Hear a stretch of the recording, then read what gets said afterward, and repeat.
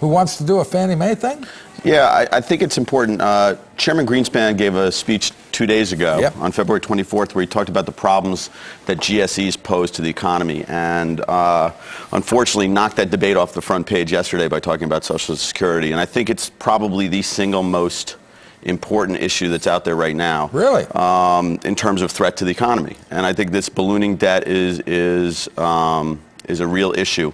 And so I wanted to sort of look at... Together, we should point out, together Fannie and Freddie have about $1.7 trillion in debt. Well, actually, that would be too low in terms of... Because if you count the mortgage-backed debt that they help sponsor, it would be more like, I think, something like $5 or $6 trillion.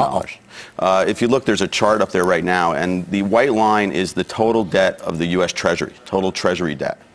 The orange line is Treasury mortgage-backed securities, and the other line is total debt of GSEs, government-sponsored entities themselves.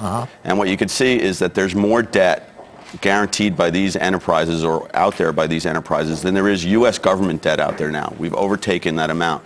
And just to give you some perspective, if you look at that slight little dip in the amount of Treasury debt there is, that would be the total deficit reduction of the Clinton administration, which was considered at the time significant.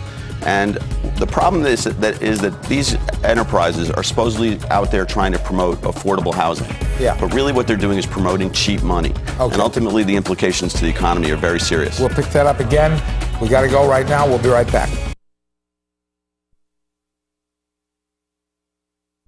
Okay, let's get back to Rick Schottenfeld. First of all, we were talking about the GSEs. You're worried about the total amount of debt. And importantly, and I cut you off so you didn't have a chance to say, you are short Fannie. I'm short Fannie Mae stock. The reason why I'm short Fannie Mae stock is because this is a company that gets an implied subsidy from the government for issuing bonds because their bonds are viewed as being backed by the full faith and credit of the U.S. government.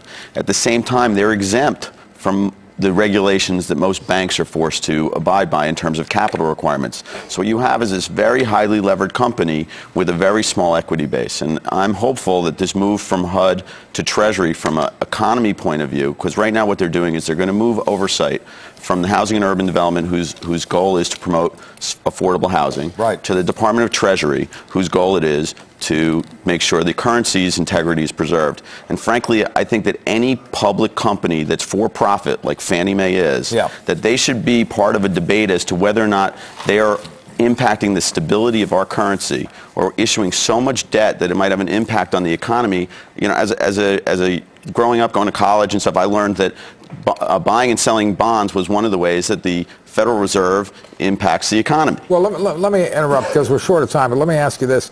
Aren't you kind of cutting off your nose to spite your face here? I mean, the fact, regardless of this issue with Fannie Mae, Fannie and Freddie are responsible for keeping the housing market afloat, which has kept the entire economy afloat. Do you really want to mess with that? Yeah, but there's debt. If you look at that chart I showed you, those bonds are liabilities of millions and millions of Americans that are being added to their balance sheets that didn't exist before in the same capacity. And it's not making housing more affordable because it's creating all of these cheap dollars that are raising housing prices. Anybody who's tried to go look at houses and seen the prices over the last several years can't say that housing is getting more affordable because of this cheap money.